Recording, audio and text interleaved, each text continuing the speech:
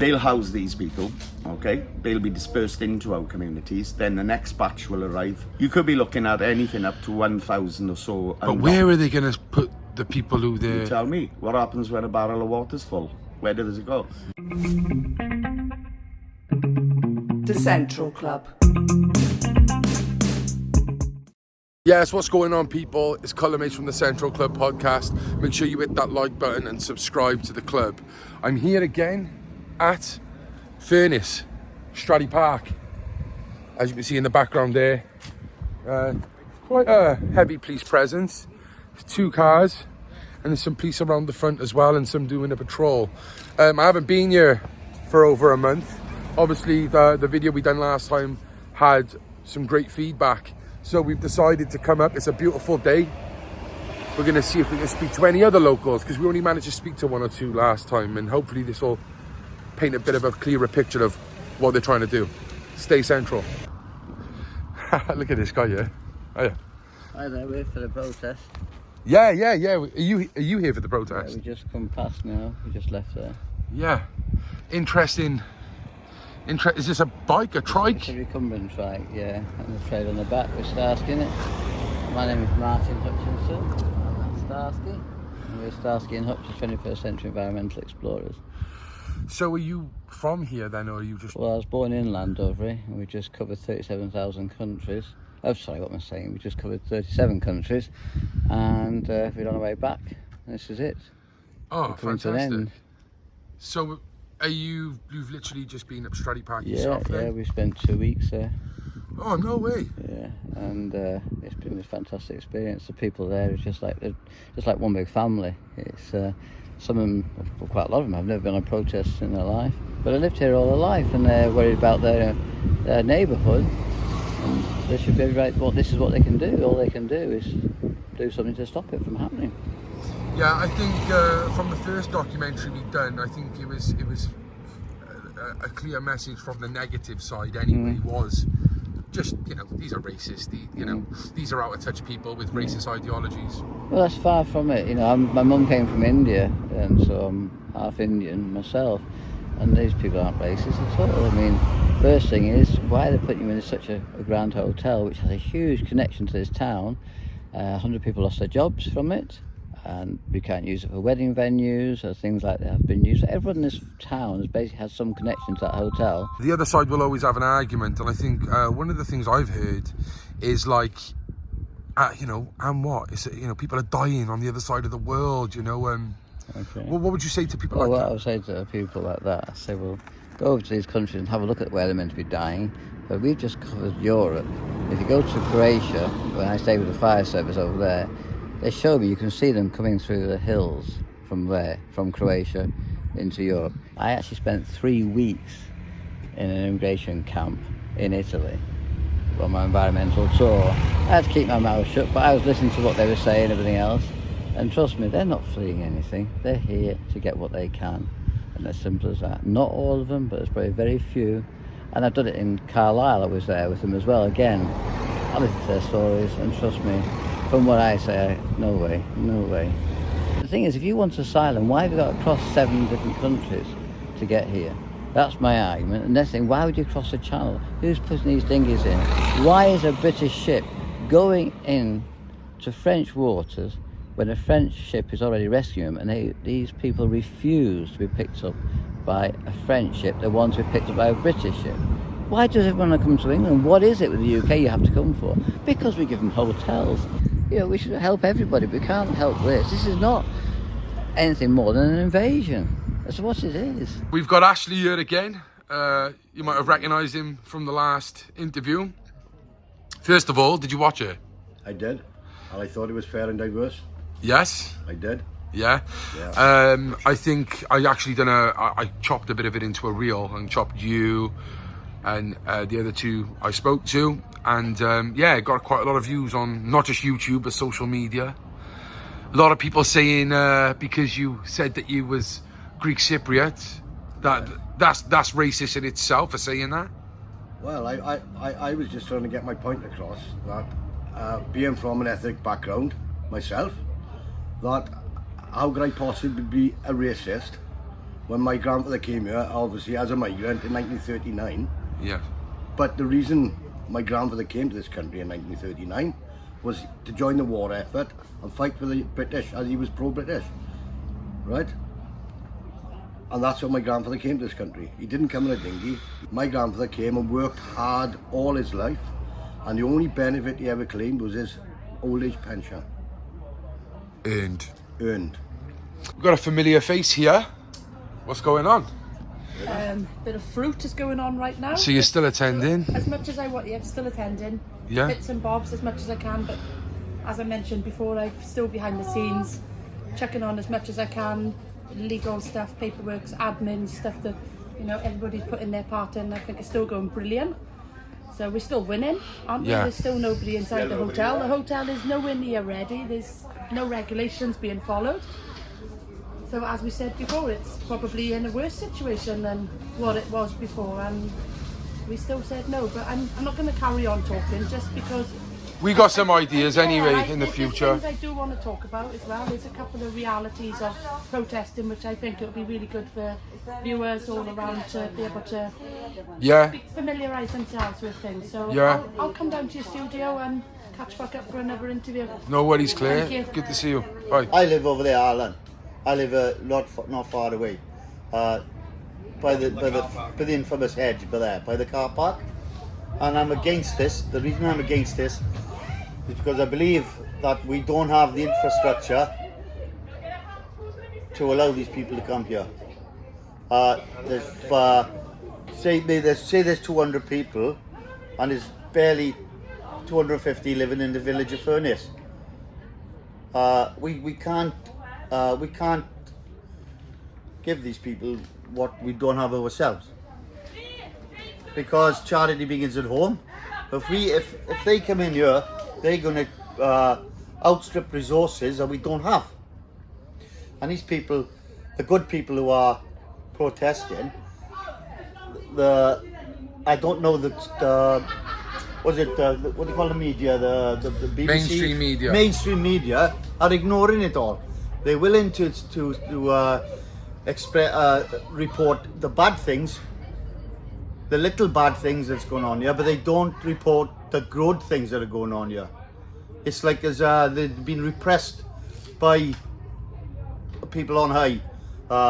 Maybe is it the Labour hierarchy that don't want mainstream media to hear about this? Stephen Harry.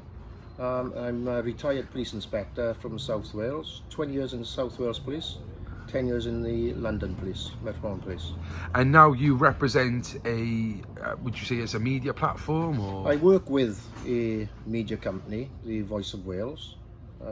It's been going a while, 2017, something like that, 2018, we started it up, so we work together as a team.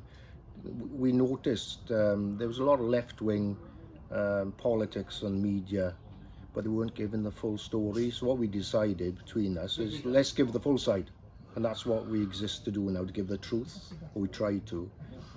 We get hammered for that. The established media down here, left-wing, BBC, etc., HTV, they're not too keen on the Voice of Wales, but they certainly know who we are. Yes, indeed, and I do as well, and I think you do some great work, so keep it up. What I want to ask you really is kind of get your take, being an ex-officer, man of the law, how do you think, first of all, the police are going? I know you just mentioned the left a bit, but especially on this matter as well, how have they dealt with it? If you go generally, right, what's happened there, they've been going towards the left. It used to be the old style. We used to be impartial. We prided ourselves on being impartial. I left in 2011, but I'd say 2006 onwards, you'd have Stonewall coming in, you had diversity courses coming in, and you were gradually drifting towards the woke sort of police force and the left wing.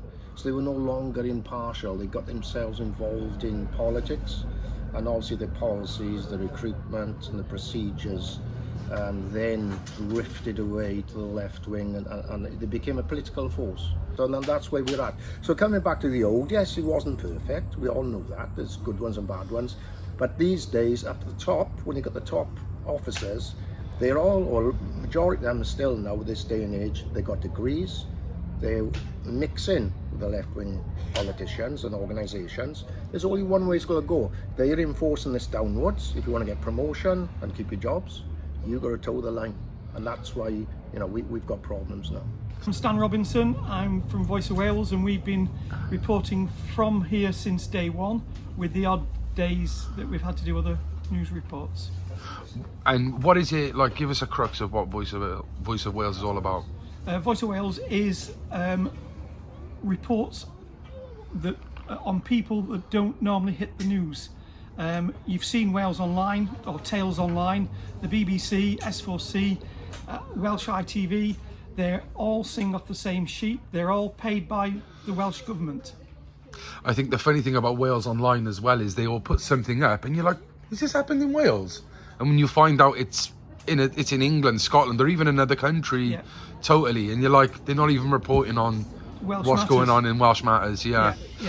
So you've been here from the start. What's the kind of feel being like down here, the vibe? The vibe's been amazing.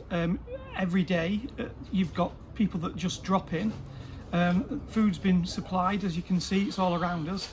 Every day people are dropping in, strangers are dropping in. There's a chap just finished a round the world tour and he dropped in, Stasky and Hutch. And then you get bikers coming and veterans, obviously, and they're all trying to support the people, well, mainly the women of Llanelli. The Rebecca riots is only 200 yards away from here, from this very spot. Really? And so when it was opposed originally 100 years ago, that they didn't want something, i.e. being taxed to go into Llanelli, they're now not wanting this. I am sure that the granddaughters and great-granddaughters of those very people are here today because they're saying loud and proud that this is enough. We want this as a hotel. This is what they're saying. We want this as a hotel, and that then employs local people within the area. And they don't want migrants here when they've got their own problems with housing, with homelessness, with people that that need drug health and rehabilitation and that kind of help. Instead, we've got a Welsh government that's got in the NHS, it's got a 2-year waiting list for hips and other ailments, and yet they can throw money hand over fist at people that have never paid a day's national insurance into this country. A familiar face in Derek, who we saw last time we were here. How are you, Derek? I'm pretty well, thank you very much. A little bit buoyed by the continued response we're getting here. It comes up to it. We actually got an action day with UKIP in Llanelli. It might be a bit political, but as say far it as loud, I'm concerned, say it clear. Illegal, welcome here. Join the fight back. So you are actually a UKIP follower then? I am a treasurer with UKIP in Llanelli and trying to organise the things that are going on in town at the moment. Is this probably, would you say, a good time to capitalise on that because of the upset in the residents? I think we're not just capitalising it. I turned up here and I was literally accosted by several people who asked for membership forms. Could we join? And that was it. Yes, you can. Just speak to me, and we've now got an extra 52 that have signed up. Interesting. Developments. How have you seen this go in your interpretation? I've spoken to a few people. How do you think the last couple of weeks have been? Well, we've seen a lot more action round here than what we've been used to. We've had a change of the security here, who are now immigrants themselves. They seem to be a bunch of Nigerians. We've got quite a few staying in a nurse's home around here. And what is happening is that I think they have been given the job of looking after us, because I think that's one of the plans that is this government are putting together. They're going to lock the country down and give the immigrants the job of policing us.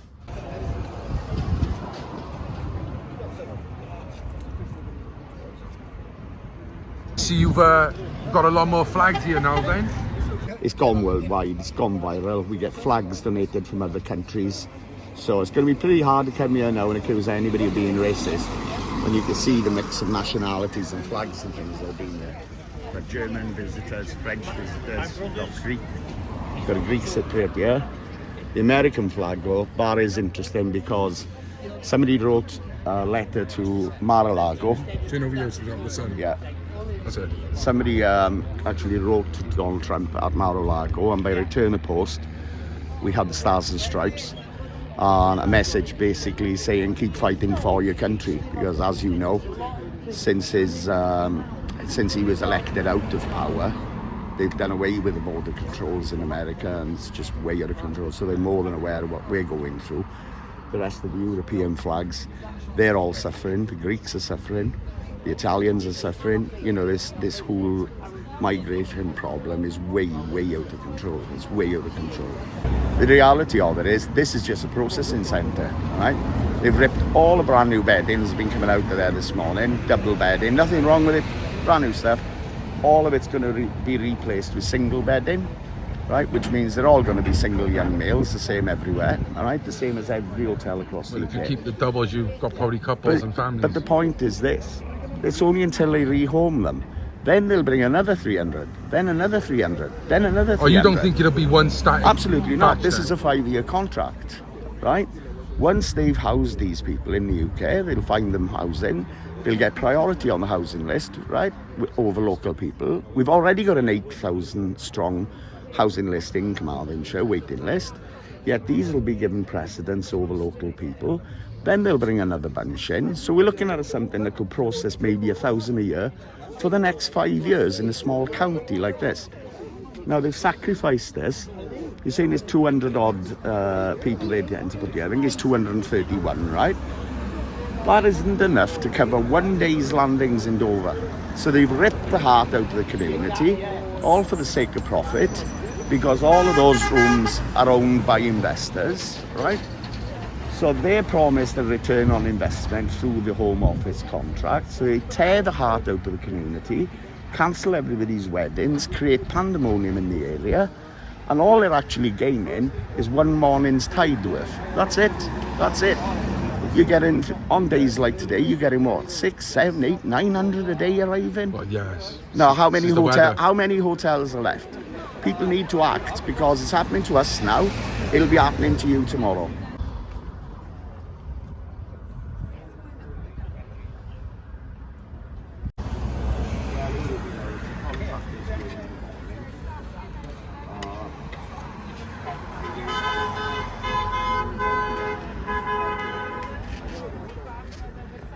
Do you think the UK is like the gold standard of countries then for these immigrants? Well, how can I don't know the best way to say this, but you know, these people have had a primitive sort of upbringing, I guess. They get to hear this message, you know, that everything happens for you in England and get this, and so they make a beeline for it because they're told this. They're told they'll get given everything. I met them in France. They didn't want to stay in France. I had to get to England. They were given everything in France. I was at a boarding school.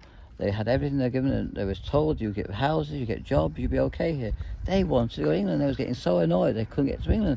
So they put them on the coach, drove them around again and said they were in England. And that's what I'm saying. So, you know, it's something that we've done, but it's not like you're dealing with people who've been told something, you know, like they've been given this carrot, you know, and they're going for it. And just think of I mean, they do elaborate things to get here, I must admit, you know, hell of a journey to get here, but only because of what they've been told and led to believe. But you know, so you can imagine some people here saying, look, we get this 5-star hotel, so of course people are going to come, wouldn't you? If it's fleeing from a war zone like they But say, it isn't. No, but if it was, Croatia, France, Germany, you know, these countries should be good enough, surely. Well, of course, exactly. That's what I mean. But I know they're not going from war zones when you listen to them, you know, and you can understand people. I mean, you look at some of them coming from Croatia, from Ukraine, and some people just coming here. They're coming from Pakistan. There's a war in Pakistan. You know, what's going on? It's just people Fleeing opportunists. from poverty, maybe. instead No, then. there's not poverty. I've seen a poverty in the UK. This is ridiculous. You know, compared to 1970, we've gone backwards. So I know there's more poverty here, Yeah. and compared to other countries. I mean, look at India. Just put somebody on the moon. You know, go back to 1980. You can look to get a bit of water. Yeah. So I mean, you know, the poverty is not an excuse. And don't forget, these are young, healthy men. If you're in poverty, get working, bring your country up. You know, this is what I'm saying. It's all young, fit men, healthy men. They don't look starving. They don't look like, you know, they've just come from a battle and war torn. They don't. So what's some of the conversations that you're having then with people like-minded like yourself who are against this? What are some of the ideas you're coming up with, what you think the reason of them coming here? We don't know, do we? We don't know why they've been put in hotels like this. What is going on? I mean, and every time we try and talk to the police, they twist it on us. You know, I had a leaflet, I don't want to say it, but from the far left, and it was all, you know, hatred speech and we're racist and all this lot. When I said to the police, he said, "Oh no, it's not at you." I said, "Well, yes it is, I'm over this side of the fence." And he says, "Well, it's how you perceive it." I'm thinking, what? So you mean so it's how I perceive it? Well, so I could do anything. If I rob something and a policeman stops me, I can say, "Well, no, I'm just borrowing it, you're just perceiving I'm thieving it." So they're turning it and everything. And this is what gets us annoyed more than anything else. The police are not backing us. We follow the law to the T, but they'll twist everything. I mean, they tell you, being crimes and it's nothing. There's absolutely nothing that's going on there. You couldn't ask for a better bunch of people. I would never have stayed if it wasn't, you know, the people are just absolutely incredible. They're real down to earth. I mean, it's the women. If anything, it's the women behind it. You know, it's not something the men will support, but it's the women who are doing it. And that's the thing, you know. These are housewives and got children, most of them got grandkids now. That's what they're worried about. Their grandkids. Where's it going for them? We're probably making the best stand that any area has ever made against the UK government for the takeover of hotels. You know, what we're looking at here is a small little community outside the town of Llanelli, okay? They're taking the jewel of the crown, okay? This was the main hotel around here, which was used for weddings and funeral functions, etc. We got sports stadiums nearby, you know, a lot of fans used to stay overnight and things, right? They really have damaged the community by doing this, okay? What people need to understand the seriousness of it is it's a 5-year contract. Every couple of months they'll bring hundreds of new people in. They give them priority on housing, okay? We don't support them being housed locally because we're all too aware of the problems that come with mass migration into a small community, a small area. So when I originally came, my first concern was property values, okay? Because we've got a property just down the road that we've been developing for a few years.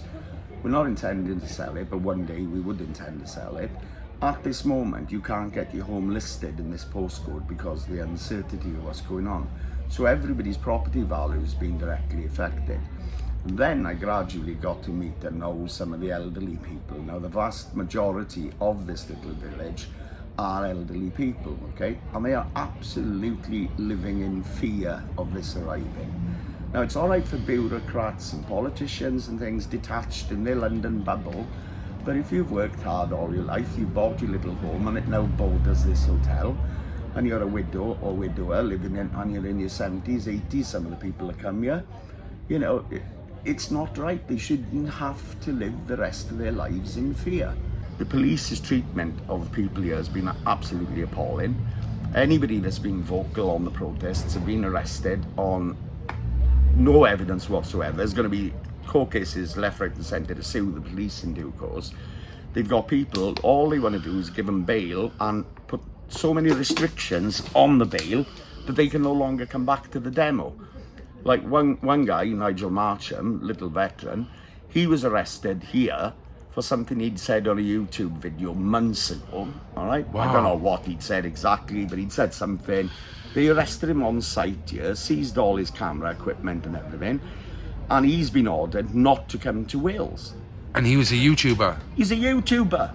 So that's like me now, the police coming and taking a camera off Absolutely, him. Absolutely. So they got a Hurty Word squad, haven't they, obviously, wow. Yeah? So those are the kind of draconian sort of bail conditions they're putting on people. Not allowed within 2 miles of the village. They tried it on one guy. The guy lives around the corner. They wanted to put a 2-mile radial on him. He said, well, you can't do that. I live there. Right? But he's not allowed here. Then they're not allowed online on Facebook and things like that to even discuss the protest. So they're even restricting what they can say on their social media accounts. You know, we are living in a communist state, okay? People don't realize it, but we are. Protesters grow in strength. You get good days, we get bad days. But the support we've had from around the world is phenomenal. We've fought long and hard, right? We've made a lot of sacrifices to be here. And the reason we're here is because we care about our local community, our local services, you know, and the safety of our children, and the safety of the elderly people. I mean, who's standing up in this country for our democracy? We've been blamed for trashing the hotel. There's been extensive water damage throughout the hotel, blamed on protesters, when I've actually seen footage of locked doors that were being tried by protesters with water actually gushing from under the doors.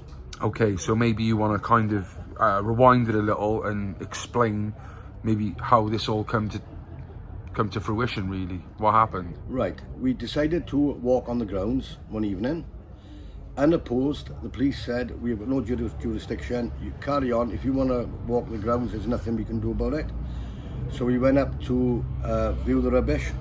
First hand, we'd seen drone footage, but we wanted to have a look at it. There was asbestos, all sorts of nasty materials just dumped outside. But anyway, some of the guys then, with the doors being left open, after security had left and abandoned the building, went in, did a bit of filming and had a look around. No damage caused. Like, they respected the property, did a bit of filming and left it with, as they found it, basically. Then there was arrests to follow that for attempted burglary, aggravated trespass. I mean, none of these things are true. Nobody did, that I could see, committed any kind of offence. I mean, this is a protest, and you're going to have little things on protests. A protest is a protest, right? You can't stand outside, so if you're protesting and wave everybody in and out. You've got to make some sort of stand.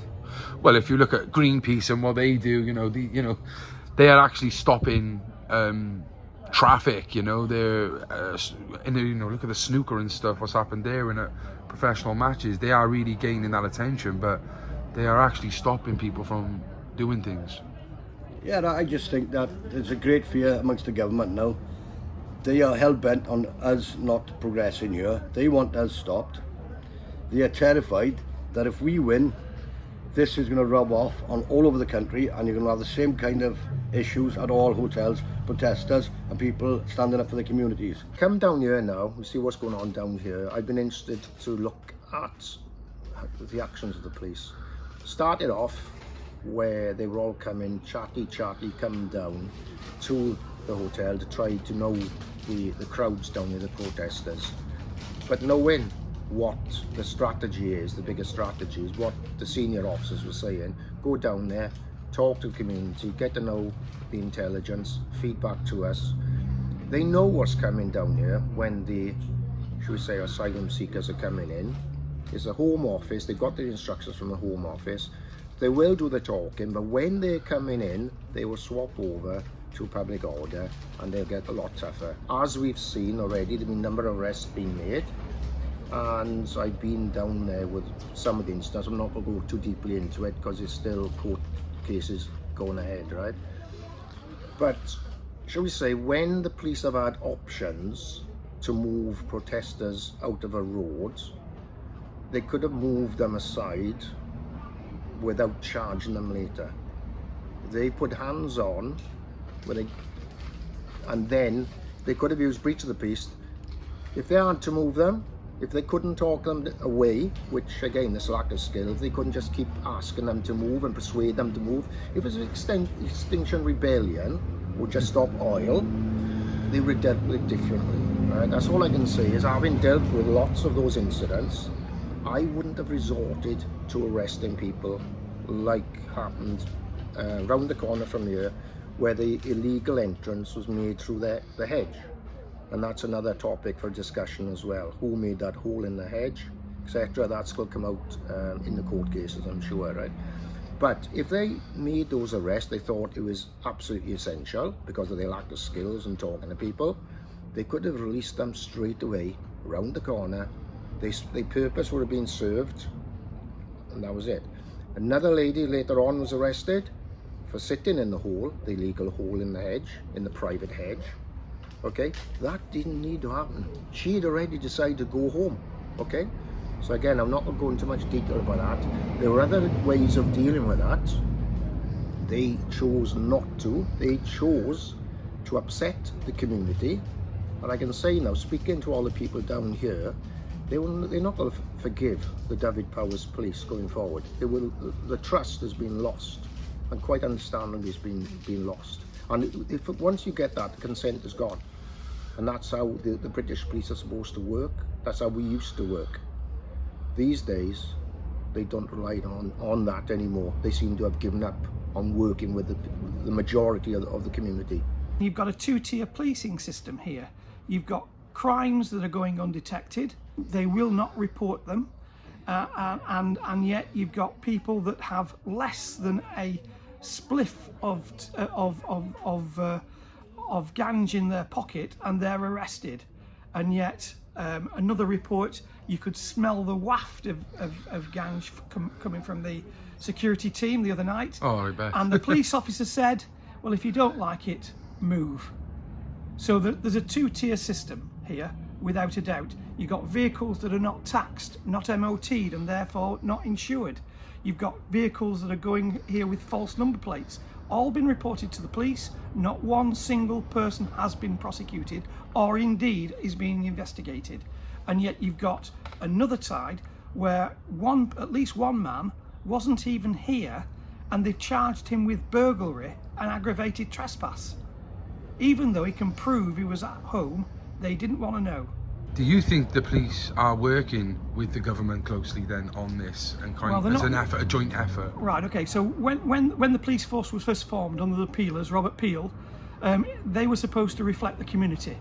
They've alienated themselves from the community. They are only following orders, and of course we know where that expression came from. It came from the concentration camps. How does it make you feel when you see the locals here who are trying so hard being labelled racist?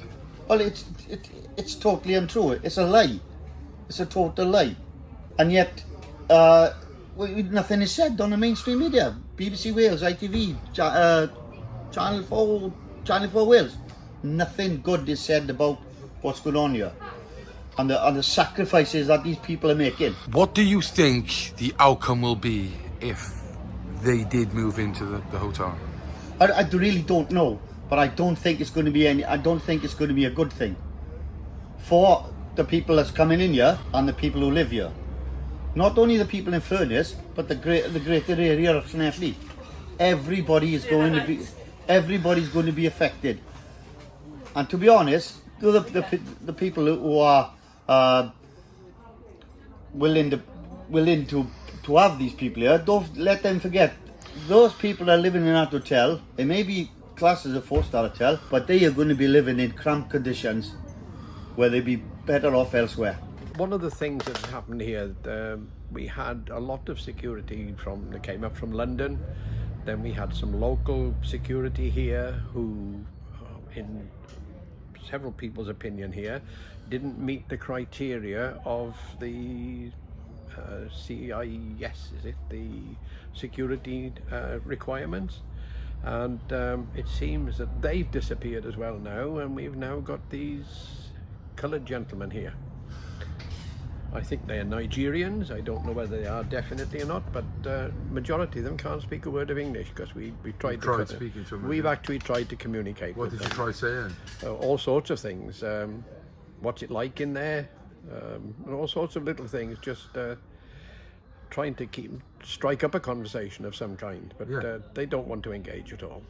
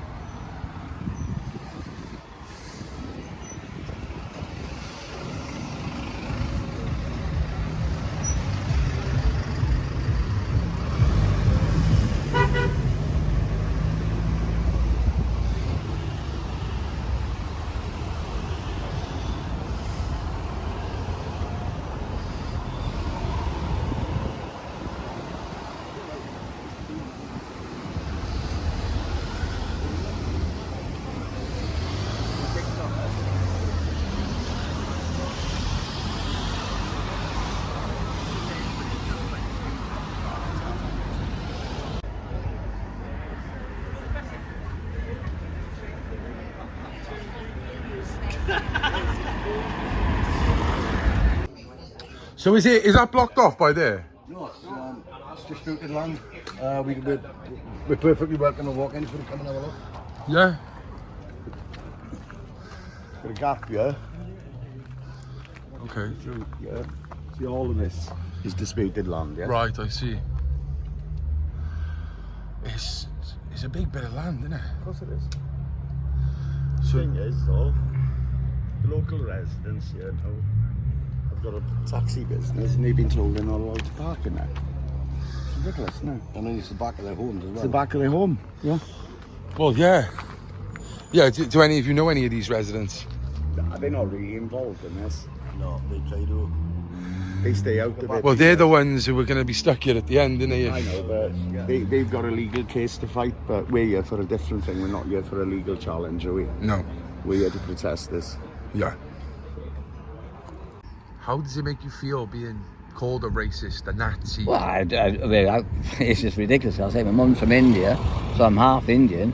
So, you know, calling me a racist is what? Yeah, but do you know what? When we done the last interview, someone said about being a generational Greek Cypriot, and they were throwing that at him as being racist. Yeah. Well, someone said, well, I went to school, and I was, you know, kill the packy, beat the packy up. You know, that's what I said. That you would have called racism, but you'd take it off as, you know, yeah, whatever. You know, you fat bugger, all this, whatever. You know, you find the weakest of the kids and adults. We seem not to be any different, but to say it's racist now, it's just it's nothing. So do you think the move in time of sensitivity, where people get offended very it's easily, ridiculous. do you think that's played a massive part in this being kind of Yeah, well, allowed? people are worried now because, you know, they won't come and join it because they're too scared of being a racist and everything else. They're still frightened of it, but it's nothing now, you know. And see, what really annoys me, companies and the council and people who work, they're not allowed to come here. Mate, me recording you, I get it in the neck.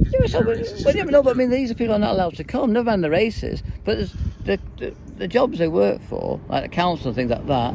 Okay, you work 8 hours in the council, but after that, it's your time, it's your own. As long as you don't promote the council and your things, it's your out of time personal view. But they're not allowed to come. A lot of people won't come because they'll lose their jobs, which is ridiculous. You're going to gay pride. That's not going to say any difference. Well, what's the difference between this? You're just protesting. You're expressing your... You're protesting. You just don't want something happening. And the biggest thing is they were never consulted. It's just done over them, and that's what's making them more annoyed now. They're being walked over all the time. Everything is walked over. No one cares. They don't. No one is actually taking. Well, I hope they are. But you know, we feel that no one's really taking notice no matter what we do, and we're keeping well within the law. You know, we don't no damage or nothing. We're allowed on that land. It's no man's land, so we're allowed to be there. The court has given us that right to be there. So it's perfectly able to protest. You know, and that's it. But you know, it's like, come on, why aren't you listening to us? We don't want this. Please listen to our point of view. But you're putting them before us, which is more. We built this country. You know, everyone here has built this country. You know, but you're not listening to a word we say. And, you know, so why are you not listening to what we have to say about it? Let consultants talk about it, you know, stop our fears. In general, the police in here has been dreadful. Dreadful. When it comes to upholding the law, you know, they've tried every bully tactic under the sun. Last week, week before last, they turned up and they put police cones all the way up the road here, okay? And said that we were no longer allowed to park in. No double yellow lines or anything, right? Knowing that most of the protesters there in the day are elderly people who can't walk far to the site. So the police said that to deliberately disrupt it again, right? The fact of the matter is, while we're here, the Home Office is not going to be able to grant the arrivals safe passage in and out of town. And I can tell you today, that is never ever going to happen. This is not going away. Even if they took us to court, got rid of the tent, the marquee, did what they wanted, we will still be here 24/7, and the numbers will grow. They'll grow. It looks like it's very organised here. It seems like there's a nice feel about it. There's food, there's laughter. I know the sun's out today, so it's a bit of a nice feel. But I just want to ask you, if this was migrants in a tent, would it be the same kind of order? I doubt it very much. Have you seen any of the footage from the migrant camps? Absolutely disgusting. And look, some of the places they're being given, they trash them. They absolutely trash them, right? I'm yet to see one migrant on film thanking the British people for everything that we've done for them, for saving their lives or rescuing them from war zones, allegedly, yeah? Not one. You look at the footage, all they do is complain. Oh, the broadband's not very good. There was one last week. In Chelsea, I seen a guy Yeah. living in central That's right, London. Yeah, central London, Chelsea. Oh, the broadband isn't very good. Another one last week was complaining the wardrobe's too small to get clothes in. Where did they get the clothes then? Did they bring suitcases on dinghies? Because they're coming in on other routes. This is not just about dinghies. They're being flown in. We've got footage of the hotel in Cardiff where there's coaches pulling up and they're dragging huge suitcases in. Do you think that you've really been making noise, not just across the ponds of people supporting, but the government's not liking what they're seeing? They don't like it one bit. We've got them on the run, I think, and they're deploying as many bad tactics as possible. The amount of police that's been here, it's scandalous. I counted one day 42 coppers here. For people who are just being polite and Yes, you said, you yes, know. there's a lot of elderly people on this protest. You know, you could swear now we're all thugs. It's not like it's a protest where rubble's being thrown at the police or passers-by or damage is being committed. All the people doing this protest is stand up for their community, and majority, 99% of the people on this protest have been well behaved. What was the? Do you know the kind of source of where this flooding in the hotel come from? Is there any ideas? Well, no, I know it wasn't committed. I can't categorically say it, but I got a suspicion that this was flooded by people who were looking after the hotel when they left. Security, basically. So So I've been told there's a new firm in the hotel right now. So Yes. you think the previous firm kind of left it? I think they flooded it. Myself, yeah, I think they flooded it, but you can't prove that. We haven't witnessed that being done. We've just witnessed the water coming from under the locked doors. And is that a win for you? Is that a positive or a negative? You know, because of course, you don't want migrants coming in to the hotel, but you also don't want to destroy your hotel, do you? Like you said, it is that jewel. This hotel's been on iconic with this town. You've got rugby teams staying there, rugby supporters from all around the world, like the rugby, Llanelli is a rugby town. And to wreck that place, the way they've done, they've knocked walls out. It's a shambles in there. It's a shambles. It's a shambles. But so do you think though that could deter migrants from coming in, or could you see why the police might think you might have been kind of involved in it? Not yourself, obviously. The police are only here for one thing, is to break this protest up and get these illegals into these hotels at all cost. That's my philosophy. Yeah. Do you have any final words? Anything you want to say? Nothing. Well, all I'd like to say is the protest goes on. We are not going away. We will not be defeated by government and police oppression. There's a lot of people here who feel the same way.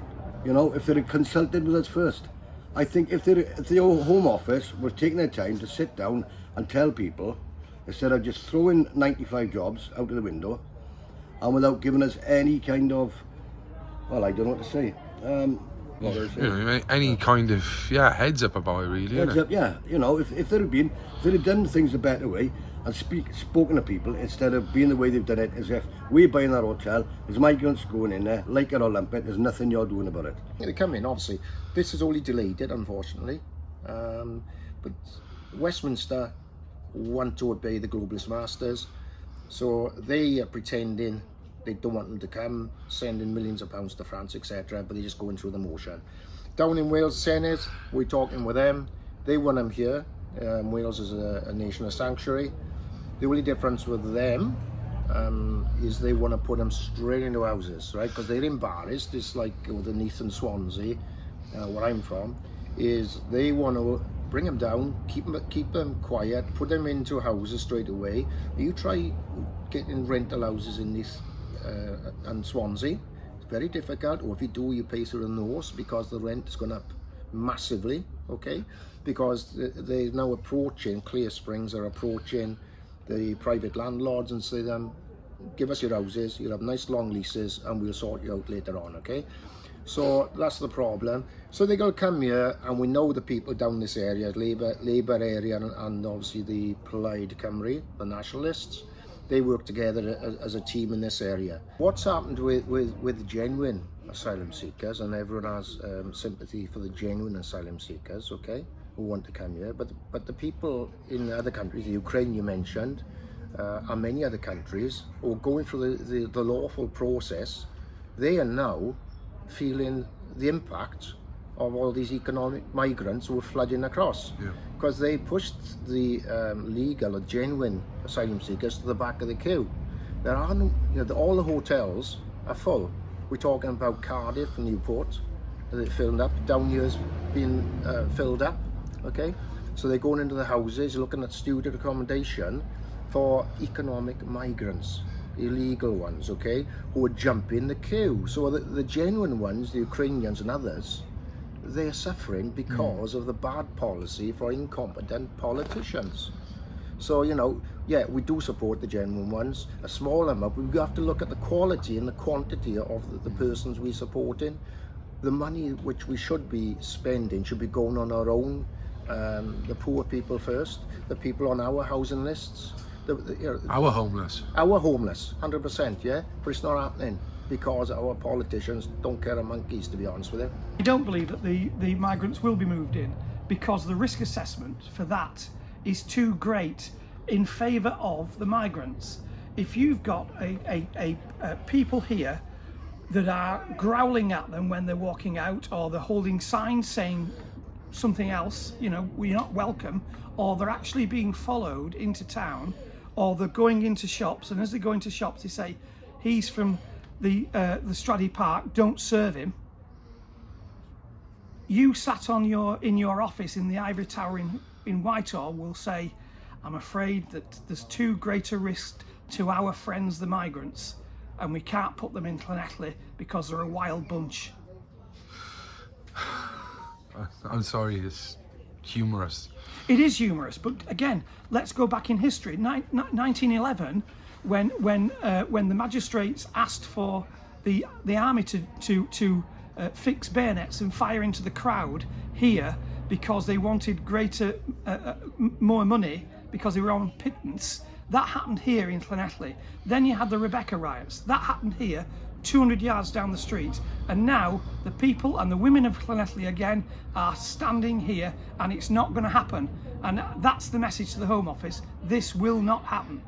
You're not only importing undocumented males and things, right? But what you've got, you're importing different cultures and different beliefs from across the world who are not familiar with the British way of life, and they're not familiar with our rules, regulations, and that's where the problems start, okay?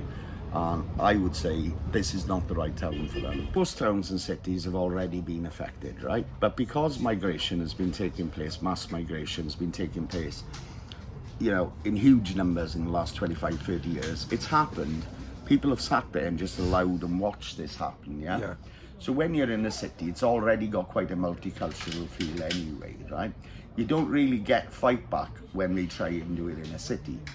When you get a fight back is when they try to do it in small communities like this, right?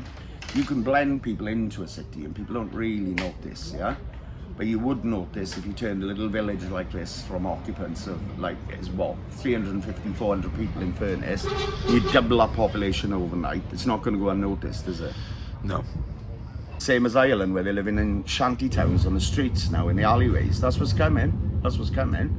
You can't even house the locals. You've got 8,000 on the waiting list locally, this county, and you've got councillors here giving these people priority over our own people. It's got to stop. This country needs to change direction, or I'll tell you where it's going to end up, is civil war. Because we're already seeing other problems like 15-minute cities, you got a 20-mile-an-hour speed limit. They keep poking the British people. We're not like the French, we're not reactionary. It's a gradual thing with the British people. 10, 15 years ago, everybody had been screaming racist, Nazi, xenophobe. These days, you can go out there, speak to someone in their 80s, and they are sick to the back teeth of it. The whole atmosphere has changed amongst the British people. It definitely has. People don't care any longer if they're being called far right or if they're being called racist. It's just names. It doesn't mean anything. calling me a far-right racist is not going to change the demographic of this country or what's going on here. Do you think the fact that you've been here day in, day out has built more of a tension for when they come rather than if they were just dropped in overnight? No, I don't think it has. I think we've got a lot of the people have got a sense here that it's inevitably going to happen, because the government and the Home Office don't want to lose face, so they will definitely go ahead with it.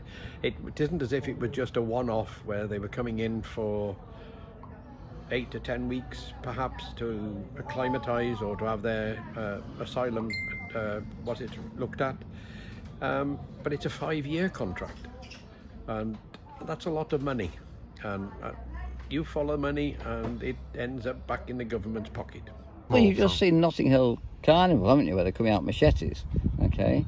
And you're hearing all these little things that's going on around where the Samoans and people like that are just running and stealing from shops and things. I mean, it's just, I don't feel that the British government will keep these people here in a sort of secure environment. They say they can go out until 11 o'clock at night. They can be out, the curfew is 11 o'clock at night. But who's watching them on the streets? Who's watching them? The ones that say just run away. Don't forget, they just come into this country illegally. They stay in that hotel, but they're allowed to go out. So the thing is, the fear of the unknown, what's going on, and you keep getting the stories through the media all the time of what's going on with people coming from.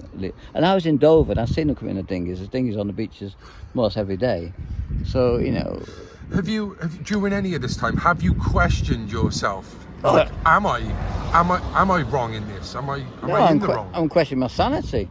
What is normal? That's what I'm questioning all the time. Because this, if you could go back 20 years and say this was going on, they would think they'd lock you up. You will start questioning it because you just can't find a logical reason for it. You're bringing these people in and giving the best of it. Well, what the hell are you doing? And it's all. And someone says, don't quote me, Skegness. There's only one hotel left that's not fully occupied by migrants. It just doesn't make it. There's no logic to it. There's no sense to it, other than we're being pushed away, pushed out. I don't know why they would do it, but that's how you feel. You're becoming, second-class citizen in your own country, because you are. What is happening to our country? Don't forget people died in the Second World War for us, not for other people to come in.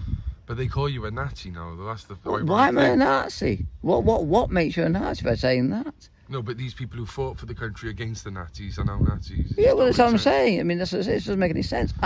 Okay, let's get this one thing right.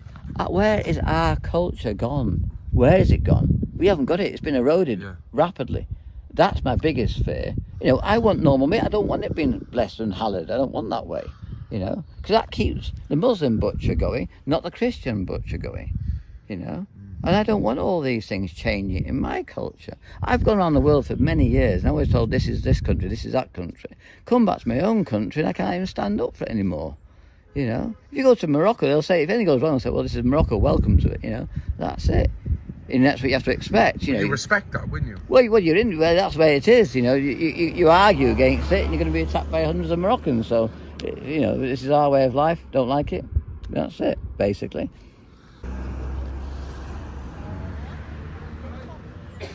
So is this how they stand all day?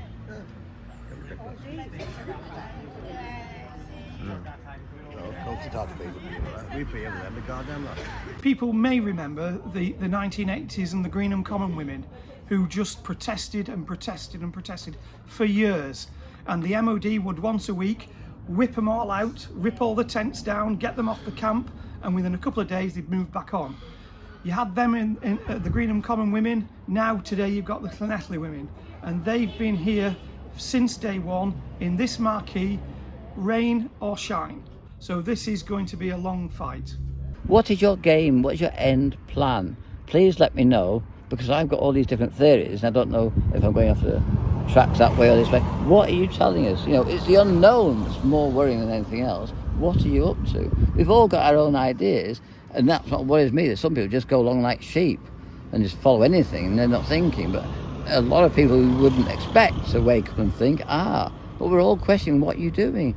Whatever you say, is it justified, no matter how daft it might seem, and so they can tell us, well, this is where we're going. take a leaf out of our book. Look what we're doing here. You can do it. Anything's possible. Right? If everybody in this country, in these towns, who are having hotels taken over, stood up for their community and protested, I think we can win. Right? If you just sit back and roll over and take this, you're not going to get anywhere. Long live the protest, and we'll never give in. The Central Club.